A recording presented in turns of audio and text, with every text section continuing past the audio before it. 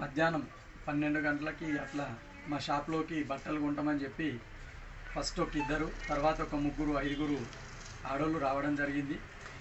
నేను పని మీద బయటకు వెళ్ళడం జరిగింది. అప్పుడే మా అమ్మ మా అక్క ఇద్దరు, మా అమ్మని మా అక్కకి ఇద్దరిని తువ్వాలలు జాకెట్లు కావాలని చెప్పి ఇక్కడే కౌంటర్ దగ్గర ఆపేసి ఒక ముగ్గురు నలుగురు ఆడోళ్ళు లోపలికి వెళ్ళి అక్కడ మా చీరలు చూస్తామని చూసుకుంటూ ఒకరి తర్వాత ఒకరు దొంగతనం చేయడం జరిగింది.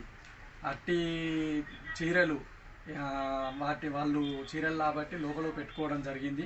అట్టి వాళ్ళు పెట్టుకోవడాన్ని మా వాళ్ళు వాటి రేటు తెలియక నాకు సీసీ కెమెరా ముందుకు తీసుకొచ్చి ఈ చీర ఎంత అని వేరే చీరను అడగడం వల్ల నేను సీసీ కెమెరాను వాళ్ళు చూసి వెంటనే వాళ్ళు సీసీ కెమెరా ఉందనుకొని బయలుదేరడం జరిగింది. నేను వీళ్ళు కొనకుండా వెళ్ళిపోతురు అని చెప్పి నా యొక్క సీసీ కెమెరాని ప్లేబ్యాక్ చేసి చూడగా వాళ్ళు దొంగతనం చేసినట్టుగా నాకు వీడియోలో రికార్డ్ అయింది. దాన్ని వెంటనే చూసి నేను పక్కపొంటి వాళ్ళకు కూడా ఇన్ఫర్మేషన్ ఇవ్వడం జరిగింది, వాళ్ళు దొంగలు వాళ్ళని పట్టుకోండి. ఈలోపే వాళ్ళు వెళ్ళి చూడగా వాళ్ళు వెళ్ళిపోయినట్టు తెలిసి పోలీస్ స్టేషన్కి వెళ్ళి సార్ గారికి చెప్పడం జరిగింది, ఇన్ఫర్మేషన్ ఇవ్వడం జరిగింది. సార్ గారు కూడా ఎంక్వైరీ చేస్తున్నారు. ఎంక్వైరీ చేస్తామని ఎస్ఐ గారు మాకు హామీ ఇవ్వడం జరిగింది.